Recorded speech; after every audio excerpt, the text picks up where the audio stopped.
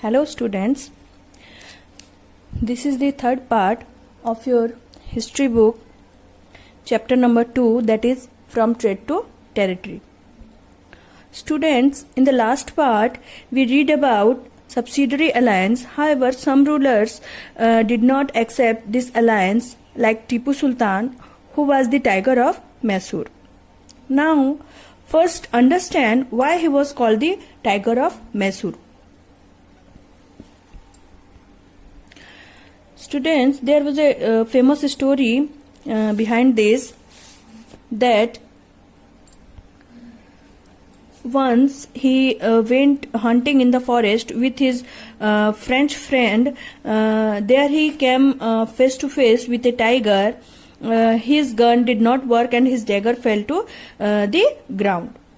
He fought with the tiger alone without any arms and won. And therefore he was called the tiger of Mysore. Even the flags of Mysore has the symbol of tiger. This Tipu Sultan, the son of Hyder Ali, had suggested idea that he stop any kind of trade with the Britishers, so that he stopped the trade of sandalwood, pepper and cardamom.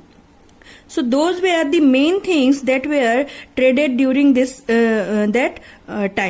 Tipu Sultan had good relation with French. As a result, he organized his army. He fought 4 wars with Britishers, and it was only in the last war that Tipu Sultan was defeated and his capital Srirangapatnam was annexed. In the last war, why did Tipu Sultan defeated? The only reason was that Britishers joined the portions of Marathas and the Nawabs of Hyderabad, and there was a kind of combine on Tipu Sultan which could not be adopted. Therefore, the state of Mysore finally lost and annexed by Britishers. Tipu Sultan was forced to sign a treaty. Under that treaty, both of the 2 sons of Tipu Sultan were taken to Britain. Again, Tipu Sultan's interesting story is toy tiger. He used to maintain a toy tiger where there was a tiger sitting on the European soldier, and every time that tiger rode, the European who was lying below shrieked, and that was the kind of bravery he used to depict in his toys even,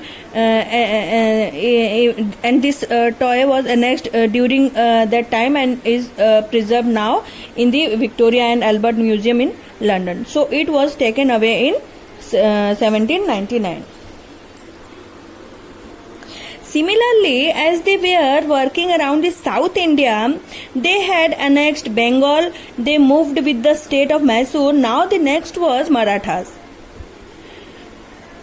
Marathas, they had 3 wars that were fought, 4 with Mysore, 3 with Marathas. The first was the Anglo-Marathas war, and you have the Treaty of Salbai. The second war, under the second Anglo-Maratha war, Britishers annexed Odisha and north of Yamuna, that's the part of Agra and Delhi. And finally, in the third war of Anglo-Marathas war, Marathas were totally crushed. 1761 was the period where there had been the third battle of Panipat. This third battle of Panipat was fought in Haryana. Now remember one thing, students, this is the battle of Panipat and fought in Haryana, but this was between the Marathas and the Britishers. Now Marathas named under different dynasties, so there was Sindhya, Holkar, Gaikwad and Bhosle. All of these were working under the Peshwa. Now, who were the Peshwa? Peshwa was the principal ministers of the Marathas. However, the Lord Hastings during that time felt that we have annexed a lot of South India. However, North is still at risk because Russia is gaining power, and if Russia is gaining power, Russia would annex the north of India.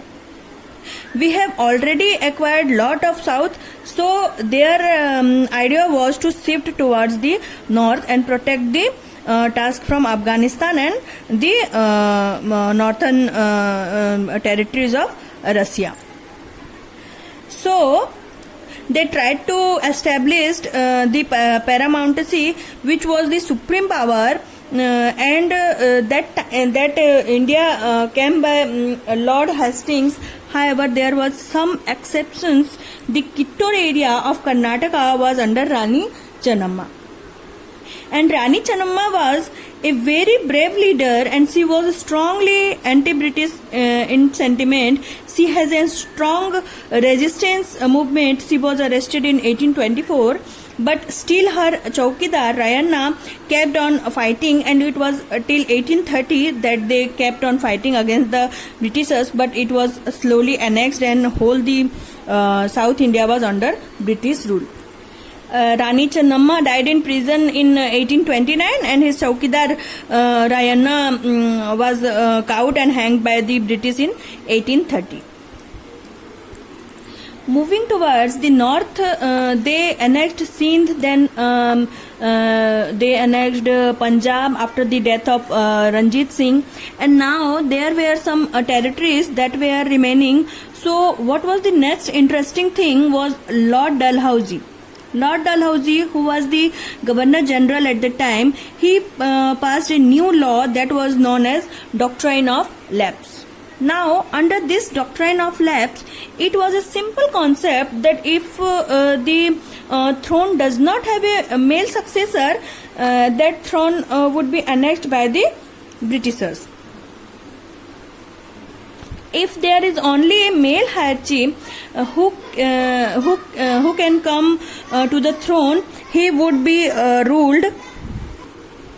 He would be ruling the state. Otherwise, that state would come under the British control. So, by that principle, they annexed Satara, Sambalpur, Udaipur, Jhansi, and Nagpur.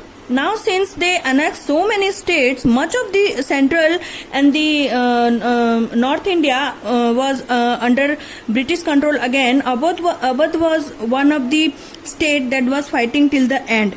And this Awadh was finally annexed in 1856, stating that there was lot of misgovernment that was going on in Awadh, and this Awadh needs to be part of the British Empire, and finally Britishers annexed Awadh. However, when 1857 revolt took place, it was Awadh that joined the forces. Students, page number 20, the first map shows, as you can see, Britishers came up and established only few trading foods and factories in Calcutta and the regions of Madras. Slowly, in the second map, you can see slowly they grew up in South India and parts of the Central India. And the last map, third map, they slowly, if you can see, they in the third map they nearly 63% of the area and 78% of the population was under the British control.